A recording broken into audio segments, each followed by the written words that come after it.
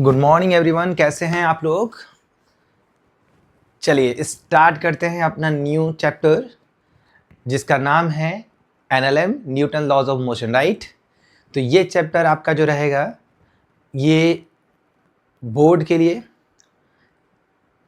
Academic बोल सकते हैं, एकेडमिक के लिए और आपके कॉम्पिटिटिव जेईई और नीट्स के लिए मोस्ट इम्पॉर्टेंट चैप्टर है। इस चैप्टर को आप इग्नोर नहीं कर सकते हो, ये चैप्टर आपके लिए बहुत ही यूज़फुल है। तो इस चैप्टर को मैं इस तरीके से लीड करूँगा। फर्स्ट हाफ जो मेरा रहेगा, जो चैप्टर का रहेगा, उसमें बहुत ही बेसिक से सिंगल टर्म फोर्स क्या होता है, इनर्शिया क्या होता है, फर्स्ट लॉ क्या होता है, सेकेंड लॉ क्या होता है, एप्लीकेशन क्या है, ये अगर कि आप एक वीडियो यदि एक पूरा प्लेलिस्ट देखो तो आपको ये नहीं सोचना है कि एकेडमिक वाले के लिए फिर क्या करें, ये क्या करें। आपका एक कॉम्बो टाइप में रहेगा और कॉम्बो में आपको दोनों ही हो जाएगा, ठीक है। कुछ क्वेश्चंस क्या है, कुछ बच्चों ने पिछली बार बोला था कि सर जैसे ग्रेविटेशन में कि सर क्वेश्चन के साथ जैसे आप क्या टॉपिक के बाद क्वेश्चन ऐड करिए, तो इस जो भी स्लाइड इस पर ऐड कराया गया है उस टॉपिक में हर एक इस पीपीटी में आपके हर एक टॉपिक के बाद कुछ क्वेश्चंस उसके न्यूमेरिकल्स दिए गए हैं और वो न्यूमेरिकल आपका मॉडरेट और थोड़ा बहुत हाई लेवल होगा, बट इतना मैं हाई नहीं करूँगा कि आप डर जाओ। मेरा मेन फोकस ये रहेगा कि इससे आपको एक लेवल जनरेट हो, एक आपका बोल सकते हो फाउंडेशन सही हो जाए। उसके बाद हम क्या करेंगे, क्वेश्चन सीरीज एक इसके बाद लॉन्च कर देंगे, इसमें हम केवल क्वेश्चन करेंगे। तो ये आपका पूरी तरह से फंडामेंटल्स के लिए इंपॉर्टेंट है और इससे आपका फंडामेंटल क्लियर हो जाएगा और आप क्वेश्चन के लिए लगाने के एबल हो जाओगे, ठीक है। चलिए स्टार्ट कर रहे हैं। फर्स्ट स्लाइड देखिए, ये फर्स्ट स्लाइड जो आपका है, ये फर्स्ट स्लाइड जो है वो एक रिकैप पोर्शन है जिसमें बताया गया है कि हम चैप्टर्स में आज के सेशन में क्या करेंगे। मोस्ट प्रॉब्ली हमने सेशन में असाइनमेंट तो अपने को दे दिया है, हो सकता है यदि चीज़ें बहुत ही स्मूथली चले तो इससे हम ऊपर भी जाने का ट्राई करेंगे, ठीक है। चलिए नेक्स्ट देखिए, introductory part.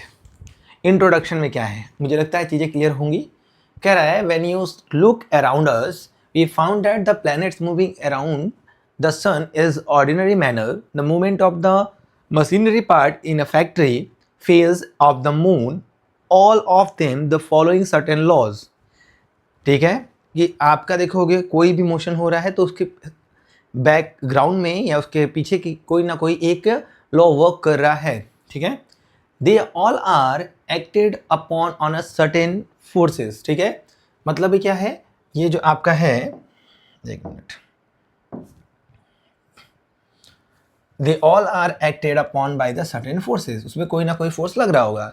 In the preceding of this chapter we describe the motion in a term of displacement, velocity and acceleration. तो हम जो ये आपका जो मोशन है तीन पार्ट को लेकर चलेंगे। देखो क्लास 9th का चीज़ें हैं तो थोड़ा सा रिटर्न फॉर्म में है, आपको डिस्प्लेसमेंट, वेलोसिटी और एक्सेलरेशन के फॉर्म में आपको मोशन पढ़ना पड़ेगा। 9th class NCERT first chapter motion, ठीक है, उसका इंट्रो है। फिर उसके बाद आगे क्या है, बोल रहा है इन द प्रीसीडिंग 2 चैप्टर्स, इसके बाद का जो चैप्टर्स होगा we describe the motion of the displacement हो गया, and we use kinematic quantities for the describing the motion without considering what might cause the motion.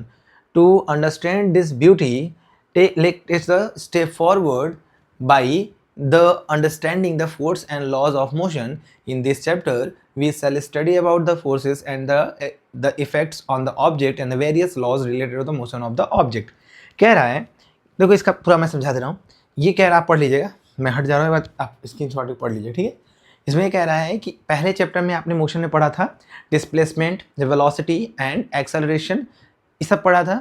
बस आपको पता था कि ऑब्जेक्ट जो है अपने पोजीशन से डिस्प्लेस हो रहा है तो वो क्या हो रहा है, मोशन में है। यदि उसका इक्वल टाइम ऑफ इंटरवल पे इक्वल उसका स्पीड चेंज हो रहा है तो क्या है, यूनिफॉर्म है, नॉन यूनिफॉर्म है, एक्सेलरेटेड है तो कैसा एक्सेलरेशन है, ये सब आपने पढ़ा था मोशन वाले चैप्टर में। बस ये जब उसको आपने कवरअप किया तो मोशन में आपने ये नहीं सोचा कि यदि ऑब्जेक्ट डिस्प्लेस्ड हुआ है तो क्यों हुआ है।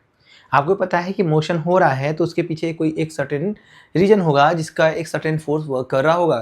तो उस सर्टेन रीजन और सर्टेन फोर्स के बारे में जो आपको नॉलेज मिलता है वो मिलता है इस चैप्टर में, जिसका नाम है force and Newton laws of motion, जो यहाँ पे मेंशन है। तो इस चैप्टर में बेसिकली हम उन सारे फोर्सेस के बारे में पढ़ेंगे जिसकी वजह से मोशन जनरेट होता है।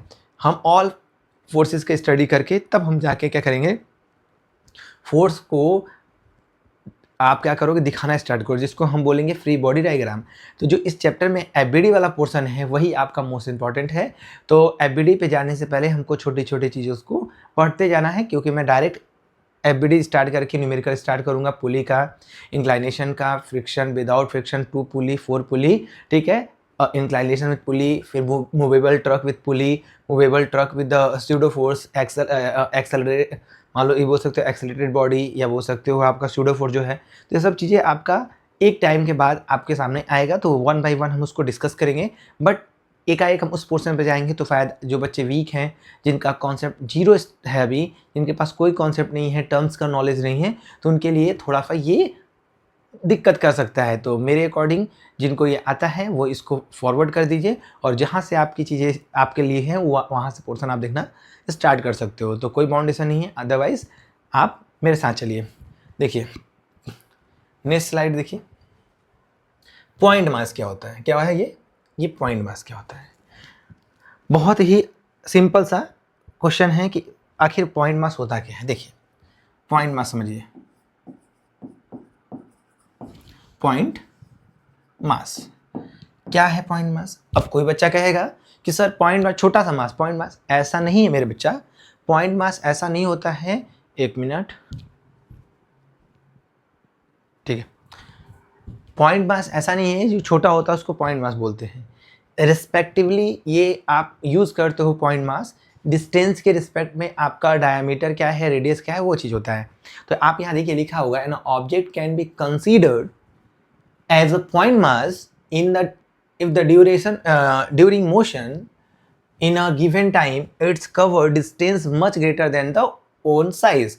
यदि मान लो 1 सेंटीमीटर की कोई ऑब्जेक्ट है और वो 1 लाख या 10,000 किलोमीटर का मोशन कर रहा है, 10,000 किलोमीटर वो डिस्टेंस ट्रेवल कर सकता है, तो उसका जो ट्रेवल पाथ है वो 10K का हो गया, और यहाँ पे 1 सेंटीमीटर, तो आप 1 सेंटीमीटर को पॉइंट मानोगे, 10 सेंटीमीटर को पॉइंट मानोगे।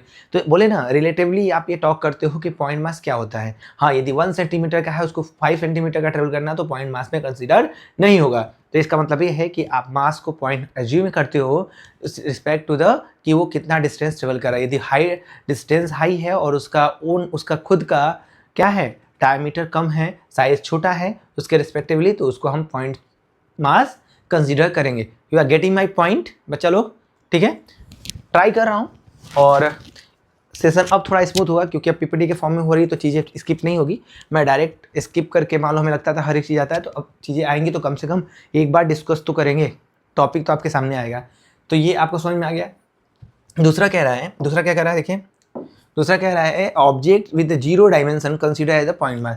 देखो ये वाला जो पॉइंट है, जो सेकंड पॉइंट है, कह रहा है कि कोई भी ऐसा मास जिसका डायमेंशन हो ही ना हो। तो ऐसा कोई तो होता नहीं है, ऐसा कोई भी ऑब्जेक्ट नहीं है जिसका कोई डायमेंशन ना हो। अरे मान लेते हैं कि बहुत मिनिमम 10 की पावर -10, -20, -30 कुछ भी हो सकता है, लेकिन वो डायमेंशन है ना। बट डायमेंशन ना हो तो ऑब्वियस यदि किसी का डायमेंशन आप निगलेक्ट कर सकते हो या डायमेंशन नहीं मानोगे तो पॉइंट मास में कंसिडर किया जाएगा, ठीक है। तो स्पेशल केस है जो कि प्रैक्टिकली पॉसिबल नहीं है। ये आपका क्या है, आइडियल केस है। The point mass is the mathematically concept of the simplify the problem. हाँ, जैसे मान लो आप जब किसी क्वेश्चन को सॉल्व करोगे, जैसे आपने सेंटर ऑफ मास निकाला, बहुत सारी चीज़ें हैं जो आप तो पढ़े नहीं हो 11th में। जैसे मान लो मैं दूसरा प्रैक्टिकल एग्जाम्पल देता हूँ कि जैसे आप मैथमेटिक्स के क्वेश्चन करते हो, आपको देखना है कि हाँ एक सर्कमफ्रेंस पे आप कोई ऑब्जेक्ट सर्कमफ्रेंस पे घूम रहा है और क्या कर रहा है, सर्कल को कंप्लीट कर रहा है। समझो कि ये है, यहाँ पे कोई बैठा हुआ है और ये सर्कल को कंप्लीट कर रहा है। इधर देखिए, ये सर्कल को कंप्लीट कर रहा है, ये सर्कल को कंप्लीट कर रहा है। तो यहाँ पे कोई बैठा है तो उसके क्या करेंगे, उस कैलकुलेशन के लिए हम इसकी लेंथ लेंगे, उसका खुद का भी कुछ डायमेंशन होगा, उस डायमेंशन को निगलेक्ट कर देंगे, तो क्या होगा, कैलकुलेशन हमारा आसान हो जाएगा। तो कैलकुलेशन को ईजी करने के लिए मैथमेटिक्स में हम ऑब्जेक्ट को पॉइंट मास की तरह ट्रीट करते यहाँ हमें रिक्वायरमेंट होती है। चलिए आगे बढ़ते हैं। देखिए इसको देखिए, ये क्या है आपका इनर्शिया। अब देखो कुछ बच्चे जो कंफ्यूज हैं, जैसे पॉइंट मास पढ़ लिए और इनर्शिया। पॉइंट मास और इनर्शिया में डिफरेंस क्या है। देखो इनर्शिया जो है वो आपका बोल सकते हो इंट्रिंसिक प्रॉपर्टी है। क्या है? इनर्शिया किसी भी मैटर का इंट्रिंसिक प्रॉपर्टी होता है जो अपने अंदर होने वाले चेंजेस का अपोज करता है।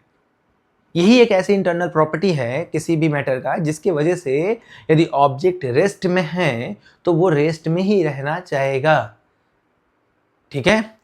इसीलिए, और मोशन में है तो मोशन में रहना चाहेगा, यदि डायरेक्शन में किसी डायरेक्शन में मूव करा तो उस डायरेक्शन में ही मूव करना चाहेगा। तो इस तरीके से इनर्शिया आपका डायरेक्शनल इनर्शिया हो जाता है, मोशनल हो जाता है और रेस्ट का इनर्शिया हो जाता है। तो आगे होगा तो मैं पढ़ा दूंगा। तो देखो क्या लिखा है, द इनहेरेंट प्रॉपर्टी, जिसको मैंने क्या बोला है, इंट्रिंसिक प्रॉपर्टी। तो क्या है? Inherent property of the bodies by virtue of which they cannot change their state of rest or uniform motion along a straight line by their own is called inertia। समझ में आ गया? वो एक inherent quality होती है, property होती है, intrinsic property होती है जो कि अपने अंदर होने वाले चेंज को, चाहे वो मोशन में हो चाहे वो रेस्ट में हो, उसका अपोज करती है। क्लियर समझ में आ रहा है? ये आ रहा है तो नीचे कर देते हैं, कट रहा है, ठीक है? अभी चाहिए सेकंड पॉइंट क्या है? फर्स्ट पॉइंट हो गया, सेकंड पॉइंट देखिए। फर्स्ट पॉइंट हो गया, सेकंड पॉइंट क्या है? Inertia is not a physical quantity. आप सोचोगे कि इनर्शिया कोई यूनिट दे दो, तो ऐसा कुछ नहीं है, वो कोई फिजिकल क्वांटिटी नहीं है। अब कुछ बच्चे कहेंगे सर फिजिकल क्वांटिटी क्या होता है? बेटा, जो आपके सीबीएसई ने आपका सिलेबस समराइज किया है और वो सीक्वेंस बनाया है, वो इसीलिए इस तरीके से बना है। उसकी ब्यूटी ये है कि आपको यदि फिजिकल क्वांटिटी पढ़ना है तो आप पहला चैप्टर पढ़ लिए होते, जिसका चैप्टर का नाम है क्या है? Unit and measurement. तो फिजिकल क्वांटिटीज़ वो क्वांटिटी होती हैं जिसका हम यूज, सिंपल भाषा में, जिसका यूज हम डेली लाइफ में करते हैं। उसके बिना आप कोई भी मेजरमेंट नहीं कर सकते, जैसे distance, displacement, velocity, acceleration, time, speed, जितने भी ये हैं सब फिजिकल क्वांटिटी जो आपको डेली यूज में आती हैं। तो आगे बढ़िए। तो कह रहा है इट इज़ नो, क्या बोला है? Not a physical quantity, it is only the property of the matter. क्या है? ये किसी भी बॉडी की प्रॉपर्टी होती है, उसका कोई यूनिट नहीं होता है, which depends on the mass of the body. इसका मतलब क्या है कि ये प्रॉपर्टी ही किसी ऑब्जेक्ट की या किसी बॉडी के मास को डिसाइड करता है। इनडायरेक्टली ये कहना चाह रहा है। सपोज करो कि आप कहोगे सर ये ऑब्जेक्ट को मोशन में लाने के लिए बहुत फोर्स लगाना पड़ा है, तो इसका मतलब उसका क्या बोलोगे? सर इसका इनर्शिया ऑफ रेस्ट बहुत हाई है। तो इनडायरेक्टली आप कहना क्या चाह रहे हो? इनडायरेक्टली हम कहना चाह रहे हैं कि सर ये बहुत ही ज़्यादा हैवी मास का ऑब्जेक्ट है। समझ में आ रहा है? ठीक है, चलिए। तो थर्ड देखिए, जब दूसरा हो गया तो थर्ड कह रहा है कि inertia has no unit. Inertia के पास कोई यूनिट नहीं है और नो डायमेंशन। तो कुछ फिजिकल क्वांटिटी भी होती हैं जिनके पास कोई डायमेंशन नहीं होता है बट यूनिट होता है। कुछ ऐसे होते हैं जिसके पास यूनिट होता है, डायमेंशन नहीं होता है, डायमेंशन होता है, यूनिट नहीं होता है। वो आप पढ़े होगे। यहाँ पे दोनों में कुछ नहीं आता क्योंकि फिजिकल क्वांटिटी ही नहीं है, ठीक है? Two bodies of equal mass, क्या है? तो two body of equal mass, one in motion and another is rest, ठीक है, possess same inertia because of its factor of mass only and does not depend upon the velocity। तो inertia जो है वो मास पे डिपेंड कर रहा है, ना कि किसी भी ऑब्जेक्ट की वेलोसिटी पे। वेलोसिटी कितनी है ये नहीं, वेलोसिटी तो ठीक है, वो मोमेंटम हो जाएगा। m इंटू वी का जो प्रोडक्ट होगा वो मोमेंटम हो जाएगा। तो यहाँ पे मोमेंटम जो है, मोमेंटम की हम बात नहीं कर रहे हैं जो पी से करते हैं और डायरेक्शन होता है m इंटू वी। तो ये हम बात नहीं कर रहे हैं, यहाँ पे बात कर रहे हैं हम लोग इसकी इनर्शिया की। तो क्लियर हो रहा है, इनर्शिया जो है वो एक फिजिकल क्वांटिटी नहीं है। इनर्शिया जो होता है वो किसी भी ऑब्जेक्ट की इंटरनल प्रॉपर्टी होती है, इनहेरेंट प्रॉपर्टी और इंट्रिंसिक प्रॉपर्टी होती है, और इसका कोई भी फिजिकल क्वांटिटी नहीं, तो इसका कोई यूनिट नहीं होगा और कोई डायमेंशन नहीं होगा, ठीक है? कह रहे थे टू बॉडीज हैं जो इक्वल मास की हैं, वन जो है एक मोशन में है और दूसरा रेस्ट में है, तो दोनों ही सेम इनर्शिया पॉज करेंगी, दोनों ही सेम इनर्शिया को शो करेंगी, क्योंकि रेस्ट मतलब वेलोसिटी जीरो और मोशन मतलब वेलोसिटी कोई वैल्यू होगी, तो उस पर डिपेंड नहीं करता है। हाँ, मोमेंटम दोनों का सेम होगा, बट दोनों का चाहे वो रेस्ट में हो चाहे वो वेलोसिटी के थ्रू कहीं मूव कर रहा हो और मास सेम है, तो दोनों का ही इनर्शिया क्या होगा? सेम होगा। You all are getting my point? चलिए, यदि आपको चीज़ें समझ में आ रही हैं, लेक्चर ठीक लग रहा है, आपको लग रहा है कि ईजी गोइंग है, चीज़ें समझ में आ रही हैं, तो प्लीज़ कमेंट जरूर करिएगा, जो कि मुझे तो मोटिवेट करता है इस तरह की वीडियो को आगे जनरेट करने के लिए, ठीक है? चलिए नेक्स्ट स्लाइड पे आते हैं।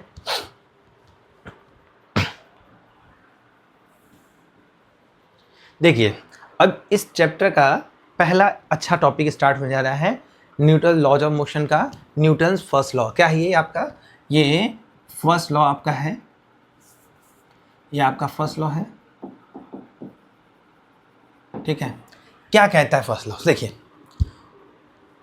आपको इनर्शिया पढ़ा हूँ मैं थोड़ी देर पहले, तो ये जो आपका फर्स्ट लॉ होगा वो इनर्शिया से ही रिलेटेड होने वाला है।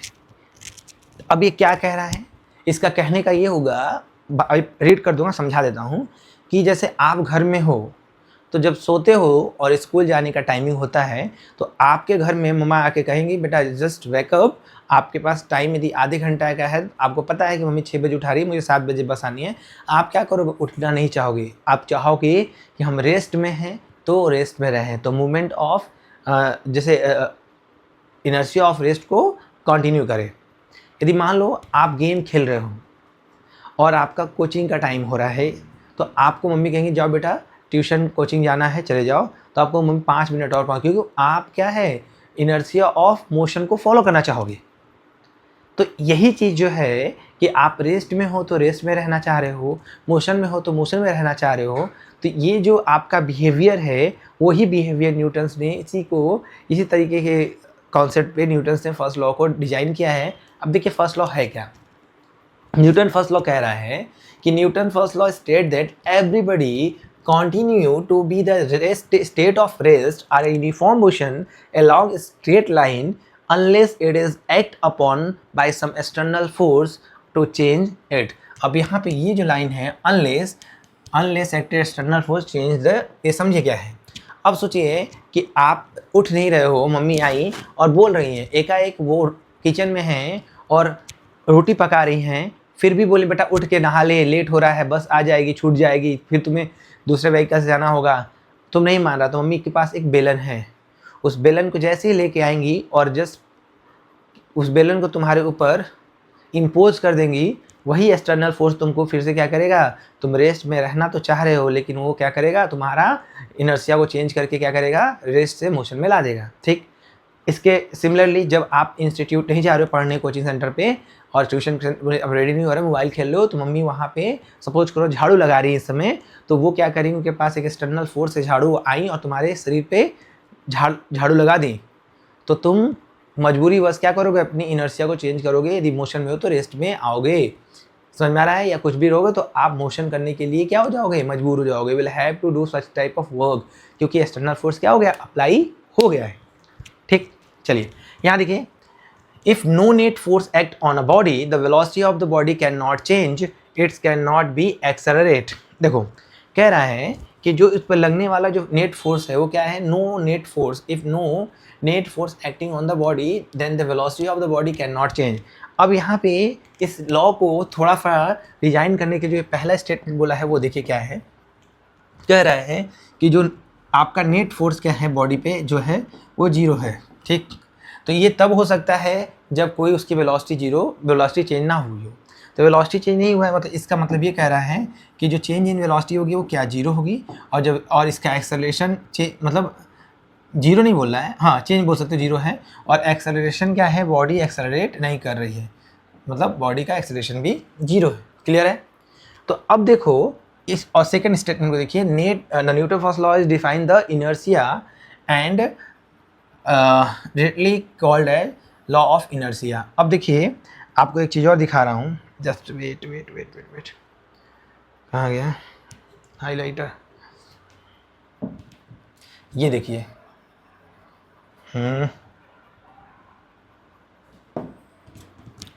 ये जो आपका है इसको देख लीजिएगा। फर्स्ट लॉ को क्या बोलते हैं? Laws of inertia. क्या बोलते हैं? Laws of inertia. समझ में आ गया? समझ में आ गया बेटा? बहुत सिंपल सा है, थ्योरेटिकल टॉपिक है। चलिए आगे बढ़ते हैं।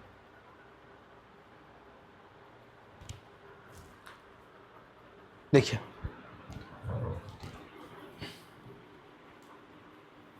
देखिए क्या कह रहा है, इसी को अभी कंटिन्यू करते हुए और इसको एक्सप्लेन किया गया है, एक बार पढ़ देते हैं। कह रहा है the inertia of the three types, जैसे मैंने बताया था कि रेस्ट में है तो रेस्ट, मोशन में है तो मोशन, और डायरेक्शन में जा रहा है तो डायरेक्शनल। तो कह रहा है the inertia of motion, inertia of direction और इनर्शिया ऑफ रेस्ट, तीन है। तो if the inability to the body change by itself its state of rest, वो अपने स्टेट को रेस्ट को चेंज नहीं कर पाए तो उसमें है rest. It mean the body is rest remain the rest and can not move its own. Second example, इसका एग्जाम्पल है a person who standing freely in bus and throw backward when the bus start suddenly. मान लो आप बस में खड़े हो, कह रहा एग्जाम्पल कि इनर्शिया ऑफ रेस्ट को समझिए. आप बस में खड़े हो ऐसे, ठीक है, और बस ऐसे नॉर्मल स्टैंडिंग मोड में है, और जैसे ही वो स्टार्ट होती है और गाड़ी आगे बढ़ती है तो तुम्हारा जो ये पैर है, तो पैर आपका क्या है, फ्लोर से क्या है, रेस्ट में है, ये आपका रेस्ट में है. अब जैसे ही गाड़ी बढ़ी तो गाड़ी में क्या है, इंजन है, वो बस जो इंजन है वो एक्सटर्नल फोर्स लगा रहा है. क्या लगा रहा है, एक्सटर्नल. तो बस को क्या कर रहा है, बस का जो नीचे वाला फ्लोर है वो बस का पार्ट है, तो बस पे लगा तो नीचे वाला फ्लोर जाएगा, और ये तुम एज ए स्टाइलस ये तुम्हारा पैर है, तो तुम यहाँ तुम्हारा पैर क्या है, रेस्ट में रहेगा, तुम्हारे पे कोई एक्सटर्नल फोर्स नहीं रहा है. तो क्या है, तुम्हारी बॉडी जो है विदाउट एनी एक्सटर्नल फोर्स अपने स्टेट को मेंटेन करेगी. और आप जब ये आगे जाएगा तो आपको क्या लगेगा, आप पीछे की तरफ क्या हो जाओगे, गिर जाओगे. ठीक है, अगला देखिए.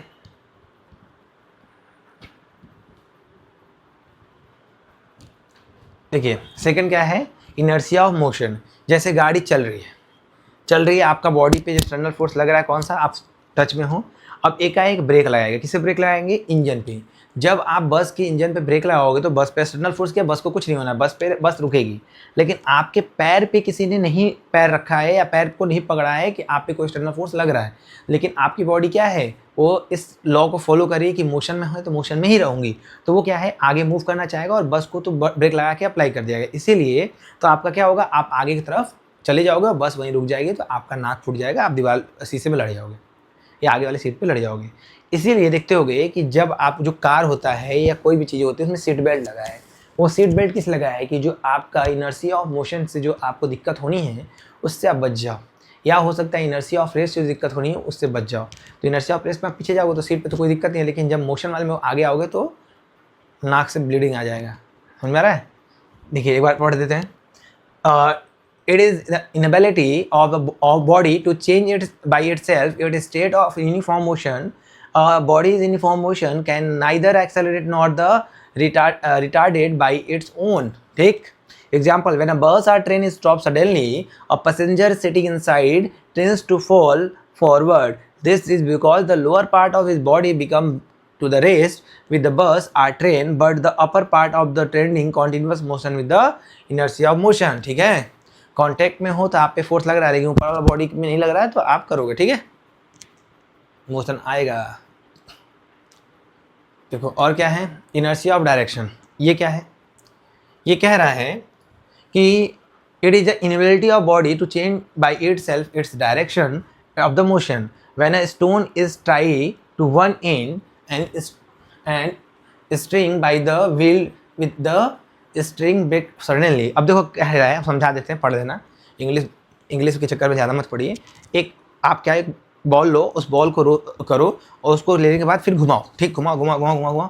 तो क्या है, वो सर्कुलर डायरेक्शन में घूम रहा है, और एकाएक उसका क्या है, यदि ब्रेक डाउन हो जाएगा तो अब मान लो यहाँ पे है तो यदि इसको छोड़ेंगे तो ये इस पाथ को फॉलो कर रहा है. ठीक है, लेकिन जैसे ही यहाँ पे ब्रेक डाउन हुआ तो ये क्या करेगा, इस डायरेक्शन में, तो इस डायरेक्शन में चला जाएगा. और मान लो यहाँ पे है तो ये ऊपर चला जाएगा, और ये नीचे पे यदि टूट रहा है, यदि यहाँ पे आके स्ट्रिंग टूट रहा है तो नीचे चला जाएगा. तो ये क्या कर रहा है, वो अपने डायरेक्शन को फॉलो कर रहा है. ठीक, आगे बढ़िए. चलिए अगला क्वेश्चन. मैंने जैसे बोला था एक ये टॉपिक खत्म हुआ, तो इस टॉपिक के बाद एक क्वेश्चन आपका आ गया. कह रहा है the rider on a horse back fall when the horse start running all of the sudden because. आपको पता है कि हॉर्स जो है वो रुका हुआ है, आप बैठे हुए हो, तो आपका जो इनर्शिया और हॉर्स का इनर्शिया है वो जो rest of inertia of rest है. जैसे ही आप क्या होगा, हॉर्स आगे गया तो आपका जो बैक है वो कांटेक्ट में है, तो वो उसके साथ तो आगे जाना चाहेगा, लेकिन आपका अपर पार्ट जो है वो कांटेक्ट में नहीं है, वो क्या करेगा, पीछे होगा, और सडनली वो जैसे आगे बढ़ेगा पीछे गिर जाओगे. तो इसका आंसर क्या होगा, rider is taken back, rider is suddenly afraid to falling. वाह, बहुत सही। Inertia of the rest keeping on the upper part of the body at the rest where at the lower part of the body move forward, यही सही है। और इसका answer देख लेते हैं। चलिए देखिए अपने आप आंसर डिस्प्ले हो जाएगा। तो इसका आंसर जो आपका हो गया ये हो गया, ठीक है, दिख गया। चलिए तो आपका आंसर सी है, सही है। आगे बढ़े, चलते। देखिए सेकंड क्वेश्चन आपके लिए। सेकंड क्वेश्चन पढ़िएगा। कह रहा है कि when a bus is suddenly turn taken to turn, तो बस है चल रही स्ट्रेट पाथ पे और एक क्या है, टर्न ले ली। क्या हुआ, टर्न ले ली। तो टर्न, तो पैसेंजर आर थ्रोन आउटवर्ड, तो टर्न लेगी तो बाहर की तरफ होगा, ठीक है। क्योंकि देखो मैं ऐसे जा रहा हूँ, ऐसे जा रहा हूँ, तो मेरी बॉडी सीधे जाना चाहेगी। और जैसे ही मैं टर्न लूँगा, जैसे ही मैं क्या करूँगा, जैसे ही मैं क्या करूँगा, टर्न लूँगा, तो बस ने जो लोअर पार्ट है, जो कॉन्टेक्ट में है, वो तो टर्न करेगा, लेकिन अपर पार्ट क्या है, उसी डायरेक्शन में। तो हमें जब हम टर्न करेंगे तो हमें लगेगा मैं इस साइड जा रहा हूँ, तो ये दोनों क्या हो जाएगा, डायरेक्शन अपोजिट हो जाएगा। तो हमें लगेगा हम टर्न के अपोजिट आउटवर्ड डायरेक्शन में मेरी बॉडी मूव कर रही है। तो इसमें देखिए क्या है, inertia of motion, inertia of acceleration of motion, ये तो गलत हो गया। स्पीड ऑफ मोशन, ये गलत है, बोथ बी एंड सी है। इनर्शिया ऑफ मोशन, ये मोशन है, इनर्शिया मोशन। अब देख लेते हैं इसका आंसर, देख लेते हैं। आंसर सही है, ताली बजाइए, आगे बढ़िए, ठीक है। सिंपल सा क्वेश्चन है, करना जरूरी है। देखिए अगला, देखिए अगला क्वेश्चन देखिए। कह रहा है Newton's first law of the motion describe the following, क्या दिखा रहा है, inertia, energy, work, movement of inertia. तो मूवमेंट ऑफ इनर्शिया या इनर्शिया, बोल भाई, इनर्शिया या मूवमेंट ऑफ इनर्शिया, किसके बारे में बता रहा है, बोलो। चलो आंसर देखिए इसका क्या होगा। अच्छा आंसर अब नहीं है, तो आपको इसका इनर्शिया जो होगा, इनर्शिया इसका आंसर हो जाएगा। अगला क्वेश्चन देखिए, इसका देखिए क्या कह रहा है, ये पढ़िए। कह रहा है अ पार्टिकल इज, अब इसका आंसर आप कमेंट में कर दीजिएगा। तो a particle is moving with a constant speed along the straight path, a force is not required to. हम हिंट भी देते हैं, और जो बच्चे चाहते हैं वो पॉज करके इसका आंसर भी दीजिए। Increase is speeds, not required, decrease in speed, change in direction, keep moving with the uniform velocity. या फिर आपका आंसर डी सही है, ठीक है। आगे बढ़ते हैं, ठीक है, दिया हुआ इसका आंसर, ठीक है। अब देखिए अगला क्वेश्चन, इसका ये लीनियर मोमेंटम। चलिए इस टॉपिक को मैं स्टार्ट करूँगा लीनियर मोमेंटम के लिए। क्यों, अब देखो, आप देखो मेरा जो भी स्लाइड अरेंज हुआ है उसका लॉजिक देखिए। इनर्शिया पढ़ाया, फर्स्ट लॉ पे आया। अब लीनियर मोमेंटम पढ़ाऊंगा तो चेंज मोमेंटम से हम सेकंड लॉ पे आएंगे, फिर उसके बाद थर्ड पे आएंगे, फिर उसके बाद आगे बढ़ेंगे। तो हमें लगता है अभी के लिए बहुत है।